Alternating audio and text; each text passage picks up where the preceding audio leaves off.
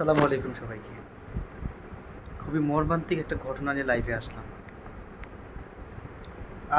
ঠিক আজকে না, গতকাল হয়ে গেছে। যেহেতু অলরেডি রাত ১টা বাজে, মঙ্গলবার হয়ে গেছে। এই যে দুপুরে যে ঘটনাটা ঘটল, মাইলস্টোন স্কুল অ্যান্ড কলেজে বিমান বিধ্বংসের ঘটনা।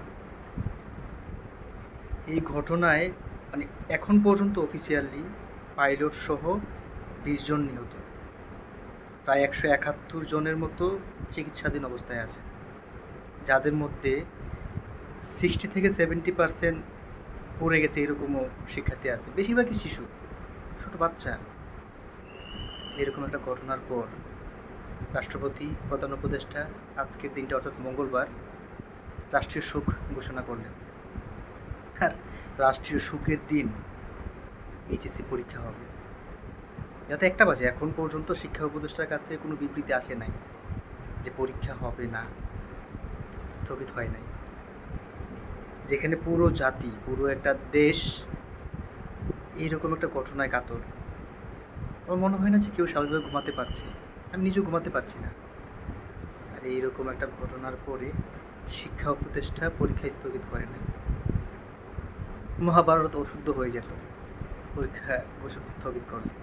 অথচ পূর্বে আমরা দেখে আসছি ছোট ছোট রাজনৈতিক কারণ নিয়ে কিন্তু পরীক্ষা স্থগিত হয়ে যায়। কিন্তু এত বড় একটা কারণ, পরীক্ষা স্থগিত হয় না। মাইলস্টোন কলেজ একটা পরীক্ষা কেন্দ্র, অনেক পরীক্ষার্থী, ছোট ভাই বোন কিন্তু আহত, অনেকে নিহত। তারা এই হৃদয় বিদারক কষ্ট নিয়ে এক্সাম হলে বলবে সব কিছু মেনে নিলাম, কিন্তু রাষ্ট্রীয় শোকের দিনে এক্সাম, এটা কি স্বাভাবিক? আমরা সংস্কার সংস্কার করে চিল্লাচ্ছি, সংস্কারটা কোথায় হচ্ছে? আমার দেখতে ইচ্ছে করতেছে। এইরকম একটা ঘটনার পরে আবার দেখলাম যে রাজনৈতিক দলের নেতাকর্মীরা হসপিটালে সজোরে ভিড় জমাচ্ছে, যেখানে আজকে এই ঘটনার পরে অবশ্যই প্রশাসন এটার প্রশংসার দাবিদার। আজকের এই ঘটনার পরে যখন উদ্ধার কার্যক্রম চলতেছিল, গণমাধ্যম কর্মীদেরকেও তারা কাছাকাছি যেতে দেয় নাই, অনেকটা দূরে থেকে গণমাধ্যম কর্মীরা তাদের কাজ করছে। সো আমি এটাকে প্রশংসা করি, কারণ উদ্ধার কার্যক্রম সুষ্ঠুভাবে পরিচালনার জন্য যা কিছু দরকার সব কিছু করো। কিন্তু এখন যেটা ঘটলো, অলরেডি রাত 1টা বাজে, এখন পর্যন্ত এইচএসসি পরীক্ষা স্থগিতের ঘোষণা আসে নাই। তার মানে কালকে পরীক্ষা হতে যাচ্ছে, মানে আজকেই পরীক্ষা হতে যাচ্ছে। আজকে পরীক্ষা হবে, তাও রাষ্ট্রীয় শোকের দিন।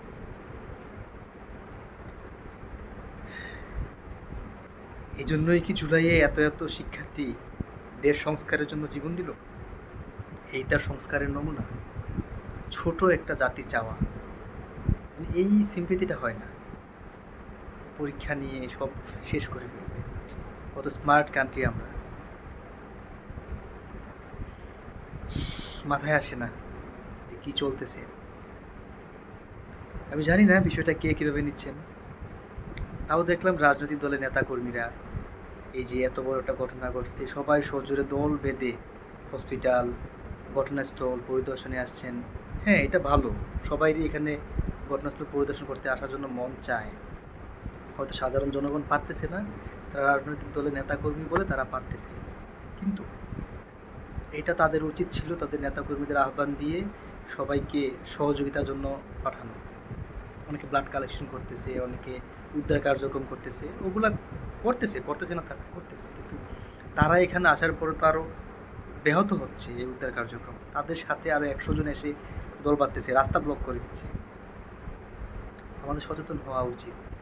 সব জায়গায় আসলে এসব সিম্পিতি খাটে না। কত ছোট ছোট বাচ্চা, কত মায়ের বুক খালি হল। ছোট ছোট বাচ্চাগুলো কীভাবে 60% 70% পড়ে গেছে, কিছু কিছু লাশ চিহ্নিত করা যাচ্ছে না। এইরকম সুখের দিনে পরীক্ষা দেবে, দেও বাংলাদেশ, পরীক্ষা দেও। আমরা বাঙালি, আমরা অনেক শিক্ষিত, এসব কিছু আসা যায় না। এসব ঘটনা তো আমাদের নিত্যদিনের ঘটনা, কত ঘটে এসব ঘটনা। হর হামেশাই মানুষকে খুন করা যায়, হর হামেশাই সেটাকে ধামাচাপা দেওয়া যায়। এই রাষ্ট্র কবে আমাদেরকে বসবাসের যোগ্য একটা স্থান দিবে, মাথা গোঁজার একটা পরিবেশ দিবে, সে অপেক্ষায় থাকলাম। আসসালামু আলাইকুম।